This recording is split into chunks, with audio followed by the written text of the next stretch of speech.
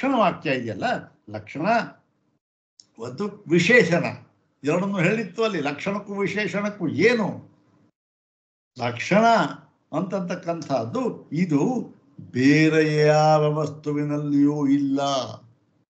ಅದು ವಿಶೇಷಣ ಬೇರೆದ್ರೂ ಇರಬಹುದು ಅಲ್ವಾ. ಇವಾಗ ಬಿಳಿಯ ಹಸು, ಬಿಳಿದಾಗಿರ್ತಕ್ಕಂಥದ್ದು ವಿಶೇಷಣ ಹಸುವಿಗೆ. ಈ ಹಸು ಮಾತ್ರ ವಿಶೇಷಣವಾ? ಬೇರೆದಕ್ಕಿಲ್ವಾ? ಬೆಳಗಿರ್ತಕ್ಕಂಥ ಬೇಕಾದ ಪ್ರಾಣಿಗಳಿದೆ. ನಾಯಿ ಇರ್ಬೋದು, ಮೊಲ ಇರ್ಬೋದು, ಇನ್ನೊಂದಿರ್ಬೋದು ಅಲ್ವಾ, ಕರಡಿ ಇರಬಹುದು. ಅದು ವಿಶೇಷಣ, ಅದು ಲಕ್ಷಣ ಅಲ್ಲ. ಇದು ಲಕ್ಷಣ. ಹಸು ಅಂತ ಹೇಳ್ಬೇಕು, ಬಿಳಿ ಹಸು ಅಂತ ಹೇಳ್ಬೇಕಾದ್ರೆ ಬಿಳಿ ಅಂತಕ್ಕಂಥದ್ದು ವಿಶೇಷಣ. ಮತ್ತೆ ಇದಿದೆಯಲ್ಲ, ಯಾವುದು ಕತ್ತಿನ ಕೆಳಗಡೆ ತೊಗಲು ನೇತಾಡ್ತಾ ಇರುತ್ತಲ್ಲ, ಆ ಕತ್ತನ ಹಸುವಿನ ಕತ್ತನ ಕೆಳಗಡೆ, ಅದು ಸಾಸ್ನ ಅಂತ ಹೆಸರು ಅದಕ್ಕೆ. ಆ ಸಾಸ್ನ ಇದೆಯಲ್ಲ, ಅದು ಸಾಸ್ತವತಿ ಅಂದ್ರೆ ಆ ಸ್ನಾಸ್ನವನ್ನು ಉಳ್ಳದ್ದು, ಸಾಸ್ನವನ್ನ ಉಳ್ಳದ್ದು ಹಸು ಅಂದ್ರೆ ಆವಾಗ ಏನಾಗುತ್ತೆ, ಒಂದು ಲಕ್ಷಣ. ಅದು ಅದೇ, ಇನ್ಯಾವುದಕ್ಕೂ ಸಾಸ್ನ ಅನ್ನೋದು ಇಲ್ಲ. ಮೊಲಕ್ಕಿಲ್ಲ, ಇನ್ನೊಂದು ಕರಡಿಗಿಲ್ಲ, ಯಾವುದಕ್ಕೂ ಹಸು ಮಾತ್ರ ಇರತಕ್ಕಂಥ. ಹೀಗೆ ಲಕ್ಷಣ ವಾಕ್ಯವನ್ನು ಹೇಳಿದ್ರು. ಸತ್ಯಂ ಜ್ಞಾನಮನಂತ ಬ್ರಹ್ಮ ಯಾತಕ್ಕೆ ಹೇಳಿದ್ರು? ಈ ಸತ್ಯಜ್ಞಾನಮನಂತ ಅಂತಕ್ಕಂಥ ವಿಶೇಷಣ ಬೇರೆ ಯಾವುದಕ್ಕೂ ಕೂಡ ಅನ್ವಯಿಸುವುದಿಲ್ಲ ಅಂತ ಹೇಳಿ, ಬ್ರಹ್ಮಕ್ಕೆ ಮಾತ್ರ ಅನ್ವಯಿಸುವುದು ಅಂತ ಹೇಳಿ, ಇಂತಹ ಬ್ರಹ್ಮವನ್ನು, ಈ ಒಂದು ಲಕ್ಷಣದಿಂದ ಲಕ್ಷಿತವಾಗಿರತಕ್ಕಂಥ ಬ್ರಹ್ಮವನ್ನು, ಅದು ಯೋ ವೇದ ನಿಹಿತಂ ಗುಹಾಯಾಮ್, ಇದು ಎಲ್ಲಿ? ಇದು ಹೃದಯ ಗುಹೆಯಲ್ಲಿ ಇಡಲ್ಪಟ್ಟಿದೆ. ಇದನ್ನ ತಿಳಿದುಕೊಳ್ಳಬೇಕು. ಯಾವನು ತಿಳ್ಕೊಳ್ತಾನೋ ಮುಂದಕ್ಕೆ ಫಲ ಎಲ್ಲ ಹೇಳಿದೆ. ಅದೇನು? ಬ್ರಹ್ಮವಿದಾಪ್ನೋತಿ ಪರಂ. ಇವನು ಪರಂ ಆಪ್ನೋತಿ ಅಂದ್ರೇನು? ಪರಂ ಶ್ರೇಯ, ಹೆಚ್ಚಿನ ಶ್ರೇಯಸ್ಸನ್ನು ಪಡೆದುಕೊಳ್ಳುತ್ತಾನೆ ಅಂತ ಹೇಳಿತು. ಈಗ ಅದನ್ನ ಉಪಕ್ರಮ ಅಲ್ಲಿಂದ ಉಪಕ್ರಮವಾಗಿತ್ತು, ಮತ್ತೆ ಪ್ರತಿಜ್ಞೆ ಮಾಡಿತ್ತು ಶ್ರುತಿ. ಇದನ್ನ ತಿಳಿಸಿಕೊಡುವುದಕ್ಕಾಗಿ ಹೇಗೆ ಇದು ಬ್ರಹ್ಮ ಅಂತ ಹೇಳಿದ್ರು, ಈ ಲಕ್ಷಣವನ್ನು ಹೇಳಿದ್ರು, ಇದು ಹೃದಯ ಗುಹೆಯಲ್ಲಿ ಇದೆ ಅಂತ ಹೇಳಿದ್ರು. ಇದನ್ನು ತಿಳಿದು ಬಿಟ್ರೆ ಓಹೋ ಶ್ರೇಯಸ್ಸು, ಹೆಚ್ಚಿನ ಶ್ರೇಯಸ್ಸು ಅಂತ ಹೇಳ್ಬಿಟ್ರು. ಇವೆಲ್ಲ ಹೇಗೆ ಅಂತ ತಿಳಿಸ್ಬೇಕಲ್ಲ, ಅದನ್ನ ತಿಳಿಸುವುದಕ್ಕೋಸ್ಕರ ಅಲ್ಲಿಂದ ಹಿಡಿದು ಇಲ್ಲಿಯವರೆಗೂ ಬಂದಿದೆ ಶ್ರುತಿ. ಅಷ್ಟೇ ಹೊರತು ಆ ಅರ್ಥವನ್ನು ತಿಳಿಸುವುದಕ್ಕೆ ಯಾವುದು ಬ್ರಹ್ಮವಿದಾಪ್ನೋತಿ ಪರಮಂತ ಪ್ರತಿಜ್ಞೆ ಮಾಡಿ ಒಂದು ಹೇಳಿತ್ರಲ್ಲ, ಅದನ್ನ ತಿಳಿಸುವುದಕ್ಕೆ ಇದು ಬಂದಿರತಕ್ಕಂಥದ್ದು ಅಲ್ಲ ಸ್ವಾಮಿ. ಅದು ಏನೋ ಯೋಗವೇದ ಗುಹಾಯಾಮ್ ಅಂತ ಹೇಳಿಬಿಟ್ರಿ, ಅಲ್ಲಿ ಹೇಳಿತ್ತು. ಈಗ ಯೋವೇದ ನಿಹಿತಂ ಗುಹಾಯಾಮ್ ಅಂತಂದ್ರೆ ಅದೇನು? ಹೃದಯ ಗುಹೆಯಲ್ಲಿ ಇಡಲ್ಪಟ್ಟಿರ್ತಕ್ಕಂಥದ್ದು ಅಂತ. ಈ ಹೃದಯ ಗುಹೆಯಲ್ಲಿ ಇಡಲ್ಪಟ್ಟಿರ್ತಕ್ಕಂಥದ್ದು ಅಂತಂದ್ರೂ ಅದು ಒಂಥರ ಪ್ರವೇಶವೇ ಆಗಲಿಲ್ಲ ಸ್ವಾಮಿ. ಹೃದಯ ಗುಹೆ ಹೇಗಿರುತ್ತೆ? ಹೃದಯ ಗುಹೆಯಲ್ಲಿ ಹೇಗೆ ನೀವಲ್ಲ ಅಂತ ಹೇಳ್ತೀರಾ, ಪ್ರತಿಜ್ಞೆ ಹೊಂದುವಂತೆ ಅಂತ ಹೇಳ್ತೀರಾ. ಅದು ಹೇಗೆ ಅಂತಂದ್ರೆ ನೋಡಿ, ತದ್ವಿಜ್ಞಾನಂತ ವಿವಕ್ಷಿತ. ಅದು ಹೇಗೆ ಎನ್ನುವುದು ಇಲ್ಲಿ ವಿವಕ್ಷಿತವಾಗಿದೆ. ಅಂದ್ರೇನು? ಅದನ್ನ ಹೇಳಬೇಕು ಅಂತಂತ ಹೇಳಿ ಈ ಒಂದು ಪ್ರವೇಶ ಶ್ರುತಿ ಬಂದಿದೆ. ಅದನ್ನ ಹೇಳಬೇಕು, ಅದು ಮುಖ್ಯವಾದ್ದು. ಹೇಗೆ ಆ ಬ್ರಹ್ಮವನ್ನು ತಿಳಿದವನು ಹೆಚ್ಚಿನ ಶ್ರೇಯಸ್ಸನ್ನು ಪಡೆಯುತ್ತಾನೆ ಅಂತ. ಇಷ್ಟೇ, ಬ್ರಹ್ಮವನ್ನ ತಿಳಿದವನು ಹೆಚ್ಚಿನ ಶ್ರೇಯಸ್ಸನ್ನು ಪಡೆಯುತ್ತಾನೆ. ಯಾವ ಬ್ರಹ್ಮವನ್ನು ಅಂದ್ರೆ ಸತ್ಯಜ್ಞಾನಾನಂತ ಲಕ್ಷಣವಾದ ಬ್ರಹ್ಮವನ್ನು. ಮತ್ತೆ ಅದೆಲ್ಲಿರ್ತಕ್ಕಂಥದ್ದು? ಹೃದಯ ಗುಹೆಯಲ್ಲಿ ಇರತಕ್ಕಂಥದ್ದು. ಇಷ್ಟೇ, ಇದೇ ಪ್ರತಿಜ್ಞೆ, ಇದೇ ಸಬ್ಜೆಕ್ಟು. ಇದರ ಮೇಲೆ ಇದು ಹೇಗೆ ಅಂತಕ್ಕಂಥದ್ದನ್ನ ತಿಳಿಸುವುದಕ್ಕೋಸ್ಕರ ಈ ಪ್ರವೇಶ ಶ್ರುತಿ ಬಂದಿದೆ. ಅಂದ್ರೆ ಹಿಂದಿಯೂ ಅಷ್ಟೇ ಇವೆಲ್ಲ ಬಂದಿದೆ ಹೀಗೇನೆ. ಅದನ್ನು ತಿಳಿಸುವುದಕ್ಕೋಸ್ಕರವೇ ಪೂರ್ತಿ ಆನಂದದಲ್ಲಿ ಉಪನಿಷತ್ತೆ ಹೊರಟಿರ್ತಕ್ಕಂಥದ್ದು. ಅದನ್ನ ನಾವು ಚರ್ಚೆ ಮಾಡಬೇಕು. ಅದನ್ನು ಮಾಡೋಣ ಬನ್ನಿ. ಹೇಗೆ ಪ್ರವೇಶ, ಹೃದಯ ಗುಹೆಯಲ್ಲಿ ಪ್ರವೇಶ ಅಂದ್ರೆ ಏನು, ಹೃದಯ ಗುಹೆಯಲ್ಲಿ ಇಡಲ್ಪಟ್ಟಿದೆ ಅಂದ್ರೆ ಏನು, ಮತ್ತೆ ಇದು ಒಂಥರ ಪ್ರವೇಶವೇ ಆಯ್ತಲ್ಲ ಅಂದ್ರೆ ಅದಕ್ಕೇನು ಸಮಾಧಾನ, ಇವನ್ನೆಲ್ಲ ಚರ್ಚೆ ಮಾಡೋದನ್ನು ಬಿಟ್ಟು ಕಿಂ ಅಸ್ಥಾನೇ ಚರ್ಚಾ, ಅದ್ಯಾವುದು ಬೇಡದೇ ಇರತಕ್ಕಂಥದ್ದು ಏನ್ ಸ್ವಾಮಿ ಎಲ್ಲಾರು ಒಂದೊಂದು ಹೇಳಿದ್ರಲ್ಲ, ಮಣ್ಣು ಮಡಿಕೆ ಹಿಡ್ಕೊಂಡ್ಬಿಟ್ಟು ಅಂಥೇಳಿ ಒಂಥರ ವ್ಯಂಗ್ಯವಾಗಿ ಹೇಳ್ತಾ ಇದ್ದಾರೆ ಆಚಾರ್ಯರು. ಏನು ಅಂದ್ರೆ ಪ್ರಕೃತಂಚ ತತ್, ಅದನ್ನೇ ಹೇಳ್ತಾ ಇದ್ದಾರೆ. ಪ್ರಕೃತಂಚ ತತ್ ಬ್ರಹ್ಮಸ್ವರೂಪಾನುಗಮಾಯ ಚ ಆಕಾಶಾದ್ಯನ್ನಮಯಾಂತಂ ಕಾರ್ಯಂ ಪ್ರದರ್ಶಿತ. ನೋಡಿ, ಪ್ರಕೃತಂ ತತ್, ಅದನ್ನೇ ಪ್ರಕೃತವಾಗಿ ಇಟ್ಟುಕೊಂಡು, ಯಾವುದನ್ನ ಆ ಬ್ರಹ್ಮವಿದಾತ್ಮೋತಿ ಪರಮಂತನ ಮಂತ್ರ ಹೇಳಿತ್ತಲ್ಲ, ಪ್ರತಿಕೆ ಮಾಡಿತ್ತಲ್ಲ, ಅದನ್ನೇ ಪ್ರಕೃತವಾಗಿ ಇಟ್ಟುಕೊಂಡು ಅದನ್ನು ಹೇಳಬೇಕು. ಪ್ರಕೃತ ಎಲ್ಲ ಸಂದರ್ಭದಲ್ಲೂ ಅದೇ ಪ್ರಕೃತ, ಅದನ್ನು ಬಿಟ್ಟು ಬೇರೆ ಇಲ್ಲವೇ ಇಲ್ಲ.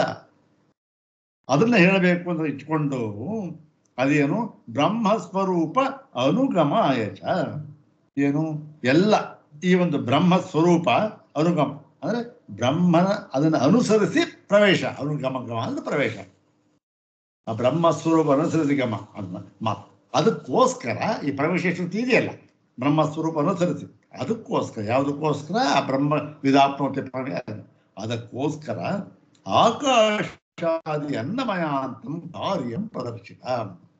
ಅದಕ್ಕೋಸ್ಕರ ನಾವು ಈ ಪರಬ್ರಹ್ಮದ ಕಾರ್ಯವಾಗಿರತಕ್ಕಂತಹ ಯಾವುದದು ಆಕಾಶವೇ ಮುಂತಾದದ್ದು, ಅಲ್ಲಿಂದ ಅನ್ನಮಯಾತ್ಮನವರೆಗೆ ಪಂಚಭೂತ ಪಂಚಕೋಶ ಅಲ್ಲಿಯವರೆಗೆ ಏನು ಅನ್ನಮಯ ಆತ್ಮ ಅದೆಲ್ಲಕ್ಕೂ ಅಲ್ಲಿಯವರೆಗೇನೇನು ಈ ಒಂದು ಇದಿದೆ ಕೋಶ, ಆ ಕೋಶಲ್ಲಿ ಅನ್ನಮಯ, ಪ್ರಾಣಮಯ, ಮನೋಮಯ, ವಿಜ್ಞಾನಮಯ, ಆನಂದಮಯ. ಇದರಲ್ಲಿ ಅನ್ನಮಯಾದಿ ಆತ್ಮನ ಅಂದ್ರೆ ಅನ್ನಮಯಾತ್ಮನಿಂದ ಹಿಡಿದು ಆನಂದಮಯನವರೆಗೆ ಒಂದೊಂದನ್ನೂ ಕೂಡ ಅದರ ಒಳಗೆ ಅನ್ಯೋಂತರ ಆತ್ಮ, ಅದರೊಳಗೆ ಇನ್ನೊಬ್ಬಾತ್ಮ ಅಂದ್ರೇನು ಅನ್ನಮಯ, ಅದರೊಳಗೆ ಪ್ರಾಣಮಯ, ಅದರೊಳಗೆ ವಿಜ್ಞಾನಮಯ, ಅದರೊಳಗೆ ಮನೋಮಯ, ಅದರೊಳಗೆ ವಿಜ್ಞಾನಮಯ, ಅದರೊಳಗೆ ಆನಂದಮಯ ಅಂತ ಹೇಳಿ ತದಂತರ ಮನೋಮಯ ವಿಜ್ಞಾನಮಯ ಇತಿ ವಿಜ್ಞಾನ ಗುಹಾಯಾಂ ಪ್ರವೇಶಿತ. ವಿಜ್ಞಾನದವರೆಗೂ ಏನಾಯ್ತು, ವಿಜ್ಞಾನ ಅಂದ್ರೆ ಬುದ್ಧಿ ಅಷ್ಟೇ, ಇನ್ನೇನಿಲ್ಲ. ಆ ಬುದ್ಧಿ ಗುಹೆಯಲ್ಲಿ ಅಲ್ಲಿ ಇಟ್ಟು ಏನು ಅನ್ನವೇಂದು ಹಿಡಿದು ಅಲ್ಲಿವರೆಗೂ ಕೂಡ ಇದೇನಿದು ಕಾರ್ಯ ಅಲ್ಲ ಸ್ವಾಮಿ. ಈ ಕಾರ್ಯ ಅಂತ ಹೇಳಿ ತಿರ್ಗಾ ದ್ವೈತ ತಗೊಂಬಂದ್ರ ನೀವು. ನೆನ್ನೆ ತಾವೊಂದು ಪ್ರಶ್ನೆ ಕೇಳಿದ್ರಿ, ಇದೊಂದು ಕೇಳಿ ತಿರ್ಗ ಕಾರ್ಯ ಅಂತ ಹೇಳಿ ತಿರ್ಗಾ ದ್ವೈತ ಯಾಕೆ ತಗೊಂಬಂದ್ರಿ ಅಂದ್ರೆ ಇದೇನು ಗೊತ್ತೇ, ಇವೆಲ್ಲವೂ ಕೂಡ ಕಲ್ಪಿತ ಸಂವೃತಿ, ಕಾರ್ಯವೂ ಇಲ್ಲ ಎಂಥದಿಲ್ಲ. ಈ ಒಂದು ತತ್ವ ಅರ್ಥವಾಗಬೇಕಲ್ಲ, ಸತ್ಯಜ್ಞಾನಾಂತ ಲಕ್ಷಣದಿಂದ ಕೂಡಿರ್ತಕ್ಕಂಥ ಅದನ್ನ ಅರ್ಥ ಮಾಡಿಕೊಳ್ಳೋದಕ್ಕೆ ಈ ಕಲ್ಪಿತವಾಗಿ ಈ ಕಾರ್ಯತ್ವವನ್ನ ಬ್ರಹ್ಮದಲ್ಲಿ ಆರೋಪಣೆ ಮಾಡಿ, ಓಹೋ ಇವೆಲ್ಲ ಕಾಣ್ತಾ ಇದೆ, ಇವೆಲ್ಲ ಬ್ರಹ್ಮದ ಕಾರ್ಯ ಅಂತ ಆರೋಪಣೆ ಮಾಡಿ ಏನ್ ಮಾಡಿ ಕೊನೆಗೆ ಯಾವುದೂ ಕೂಡ ಕಾರ್ಯವೂ ಅಲ್ಲ, ಬ್ರಹ್ಮ ಕಾರಣವೂ ಅಲ್ಲ ಎಂಬುದಾಗಿ ಸಿದ್ಧಾಂತ ಮಾಡಿ ಇದನ್ನು ತಿಳಿದುಕೊಳ್ಳಬೇಕು. ಬ್ರಹ್ಮದ ಗುಹೆ ಎಲ್ಲವೂ ಕೂಡ ಏನು ಅಧ್ಯಾರೋಪ ದೃಷ್ಟಿಯಿಂದ ಹೇಳಿದ ಮಾತು ಅನ್ನುವುದನ್ನ ಹೇಳಿ ಕೊನೆಗೆ ಇದು ಮುಕ್ತಾಯವಾಗಬೇಕು. ಅದಕ್ಕೋಸ್ಕರ ಇದನ್ನು ಹೇಳ್ತಾ ಇದ್ದಾರೆ. ಇಲ್ಲಿ ಏನು, ಇಲ್ಲಿ ವಿಜ್ಞಾನಮಯರು ಬಂದರು, ವಿಜ್ಞಾನಮಯ ಗುಹೆಯಲ್ಲಿ ಬಂದು ಪ್ರವೇಶ. ತತ್ರ ಚ ಆನಂದಮಯೋ ವಿಶಿಷ್ಟ ಆತ್ಮ ಪ್ರದರ್ಶಿತ. ಮತ್ತೆ ಈ ವಿಜ್ಞಾನಮಯ ಬುದ್ಧಿ ಗುಹೆ ವಿಜ್ಞಾನ, ಅಲ್ಲಿ ವಿಜ್ಞಾನ ಗುಹೆಯಲ್ಲಿ ಅದಕ್ಕಿಂತ ಅದರ ಒಳಗೆ ಆನಂದಮಯ ಇದ್ದಾನಲ್ಲ ಅವನು ವಿಶಿಷ್ಟ ಆತ್ಮ. ಇದು ಸಾಮಾನ್ಯವಾದ ಆತ್ಮ, ಎಲ್ಲಕ್ಕೂ ಸಾಮಾನ್ಯ, ವಿಶಿಷ್ಟ ಆತ್ಮ ಪ್ರದರ್ಶಿತ. ಅವನು ಈ ಬುದ್ಧಿ ಗುಹೆಯಲ್ಲಿ ವಿಜ್ಞಾನಮಯ ಆತ್ಮನಿಗಿಂತಲೂ ಒಳಗೆ ಆ ಗುಹೆಯಲ್ಲಿ ಆನಂದಮಯ ಆತ್ಮ ಇದ್ದಾನೆ ಅಂತ ಹೇಳಿದ್ರು. ಮತ್ತು ಅತಃ ಪರಂ ಆನಂದಮಯ ಲಿಂಗಾಧಿಗಮದ್ವಾರೇಣ ಆನಂದ ವಿವೃದ್ಧ್ಯವಸಾನ ಆತ್ಮ ಬ್ರಹ್ಮಪುಚ್ಚಂ ಪ್ರತಿಷ್ಠಾ ಸರ್ವವಿಕಲ್ಪಾಸ್ಪದೋ ನಿರ್ವಿಕಲ್ಪ ಅಸ್ಯಾಮೇವ ಗುಹಾಯಾಂ ಅಧಿಗಂತವ್ಯ ಇತಿ ತತ್ಪ್ರವೇಶ ಪ್ರಕಲ್ಪ್ಯತೆ. ಇದು ಸ್ವಾಮಿ, ಇದು ಮುಖ್ಯವಾದದ್ದು ವಿಚಾರ. ಏನು? ಆ ವಿಜ್ಞಾನಮಯನನ್ನು ಹೇಳಿ ಆ ವಿಜ್ಞಾನ ಗುಹೆ, ಅದರಲ್ಲಿ ಆ ವಿಜ್ಞಾನಮಯ ಆತ್ಮ, ಅದರ ಒಳಗಡೆ ಆ ಗುಹೆಯಲ್ಲಿ ಆನಂದಮಯ ಎಂಬತಕ್ಕಂಥ ವಿಶಿಷ್ಟ ಆತ್ಮನನ್ನು ಹೇಳಿ ಮತ್ತೆ ಅಲ್ಲಿಂದ ಮುಂದಕ್ಕೆ ಏನ್ ಮಾಡಿದ್ರು? ಆನಂದಮಯ ಲಿಂಗ ಅಧಿಗಮ ದ್ವಾರೇಣ, ಅಂದ್ರೆ ಆನಂದಮಯ ಅಂತ ಇದೆಯಲ್ಲ, ಅದಕ್ಕೆ ಬಳಸಿದ ಆ ಒಂದು ಗುರುತಿನ ಮುಖ, ಲಿಂಗ ಅದು ಗುರುತಿನ ಮುಖಾಂತರ ಏನಾಯ್ತು? ಆನಂದ ವಿವೃದ್ಧ್ಯವಸಾನ ಆತ್ಮ. ಏನು? ಆನಂದ ವಿವೃದ್ಧ್ಯವಸಾನ. ಅನ್ಮಯಾತ್ಮ ಇದ್ದಾನೆ. ಆ ಅನ್ನಮಯಾತ್ಮನಿಗೆ ಎಷ್ಟು ಆನಂದ? ಎಷ್ಟೋ ಒಂದು 100 ಅಂತ ಇಟ್ಕೊಳ್ಳಿ. ಪ್ರಾಣಮಯನಿಗೆ ಅದಕ್ಕಿಂತ ಹೆಚ್ಚು, ಮನೋಮಯನಿಗೆ ಅದಕ್ಕಿಂತ ಹೆಚ್ಚು, ವಿಜ್ಞಾನಮಯನಿಗೆ ಅದಕ್ಕಿಂತ ಹೆಚ್ಚು. ಇಲ್ಲಿ ವಿವೃದ್ಧಿ, ಆನಂದ ವಿವೃದ್ಧಿ ಆಯ್ತು. ಮತ್ತೆ ಎಲ್ಲದಕ್ಕಿಂತ ಹೆಚ್ಚು ಎಲ್ಲ ಆಯ್ತು ಅವಸಾನ, ಕಡೆ. ಈ ಹೆಚ್ಚು ಹೆಚ್ಚು ಹೆಚ್ಚು ಉತ್ಕೃಷ್ಟ ಆಯ್ತಲ್ಲ, ಉತ್ಕೃಷ್ಟದ ಕೊನೆ ಎಲ್ಲ ಆಯ್ತು ಆ ಆನಂದಮಯ ಆತ್ಮ ಅಂತ ಹೇಳಿ ಅಲ್ಲಿಂದ ಮುಂದಕ್ಕೆ ಉತ್ಕೃಷ್ಟ ಹೇಳಲಿಲ್ಲ. ಆನಂದಮಯ ಆತ್ಮನವರೆಗೆ ಉತ್ಕೃಷ್ಟ ಹೇಳಿದ್ರು, ಅಲ್ಲಿಂದ ಮುಂದಕ್ಕೆ ಹೇಳಲಿಲ್ಲ. ಅಲ್ಲಿವರೆಗೆ ಹೇಳಿ ಆ ಆನಂದಮಯ ಆತ್ಮ ಇದ್ದಾನಲ್ಲ, ಅವನಿಗೂ ಕೂಡ ಈ ಬ್ರಹ್ಮವು ಪುಚ್ಛಂ ಪ್ರತಿಷ್ಠಾ, ಅವನಿಗೂ ಕೂಡ ಆಶ್ರಯವಾಗಿದೆ. ಅಂದ್ರೇನು? ಅವನೂ ಕೂಡ, ಆನಂದಮಯನೂ ಕೂಡ ಕಾರ್ಯನೇ ಆಗಿದ್ದಾನೆ, ಕಾರ್ಯಾತ್ಮನೇ. ಅನ್ನಮಯಾದಿಗಳಂತೆ ಅವನು ಕಾರ್ಯಾತ್ಮ, ಅವನು ಮುಖ್ಯಾತ್ಮ ಅಲ್ಲ ಅಂತ ಹೇಳಿ ಆ ಕಾರ್ಯಾತ್ಮನಿಗೆ ಪುಚ್ಛ ಅಂದ್ರೆ ಬಾಲ ಅಂದ್ರೆ ಇದೆ ಪುಚ್ಛಮಿವ ಅಂತ ಮುಂಚೆ ಹೇಳಿದಿಲ್ಲ. ಅದು ಪ್ರತಿಷ್ಠಾ, ಆಶ್ರಯ, ಆಧಾರವಾಗಿರ್ತಕ್ಕಂಥದ್ದು ಹೇಳಿದ್ರು. ಯಾಕೆ ಅಂದ್ರೆ ಸರ್ವ ವಿಕಲ್ಪಾಸ್ಪದೋ ನಿರ್ವಿಕಲ್ಪ ಅಸ್ಯಾಮೇವ, ಎಲ್ಲ ವಿಕಲ್ಪಗಳಿಗೂ ಆಸ್ಪದವಾಗಿರ್ತಕ್ಕಂಥ, ಎಲ್ಲ ವಿಕಲ್ಪ ಅಂದ್ರೇನು? ಅನ್ನಮಯನಿಂದ ಹಿಡಿದು ಆನಂದಮಯನವರೆಗಿನ ಎಲ್ಲ ವಿಕಲ್ಪಗಳಿಗೂ ಕೂಡ ಏನಾಗಿದೆ? ಇದು ಆಸ್ಪದವಾಗಿದೆ. ಹಾಗೆ ಆಸ್ಪದವಾಗಿದ್ದರೂ ಕೂಡ ಇದೇನು? ನಿರ್ವಿಕಲ್ಪ, ಯಾವ ವಿಕಲ್ಪವೂ ಇಲ್ಲದೆ ಇರತಕ್ಕಂಥದ್ದು. ಆ ಒಂದು ಈ ಎಲ್ಲ ಕಾರ್ಯಗಳಿಗೂ ಆಧಾರವಾಗಿರ್ತಕ್ಕಂಥ ಬ್ರಹ್ಮ ಅಂತ ಇದೆಯಲ್ಲ, ಅದೇನು? ಆನಂದಮಯನಿಗೂ ಆಧಾರವಾಗಿರ್ತಕ್ಕಂಥ ಬ್ರಹ್ಮ. ಅದನ್ನ ಅಸ್ಯಾಮೇವ ಗುಹಾಯಾಮ್ ಅಂದ್ರೆ ಈ ಗುಹೆಯಲ್ಲಿ ಅಂದ್ರೇನು? ವಿಜ್ಞಾನ ಗುಹೆಯಲ್ಲಿ ಅಂದ್ರೇನು? ಬುದ್ಧಿ ಗುಹೆಯಲ್ಲಿ ಅಧಿಗಂತವ್ಯ, ಅದನ್ನ ಇಲ್ಲಿ ತಿಳಿಯಬೇಕು.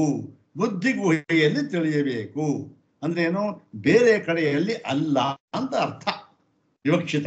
ಅದೇನು ಹೇಳಿಲ್ಲ ಬೇರೆ ಅಲ್ಲೇನು? ಈ ಬುದ್ಧಿ ಗುಹೆಯಲ್ಲಿ ತಿಳಿಯಬೇಕು ಅಂತ ಹೇಳಿ ತತ್ ಪ್ರವೇಶ ಪ್ರಕಲ್ಪ್ಯತೆ.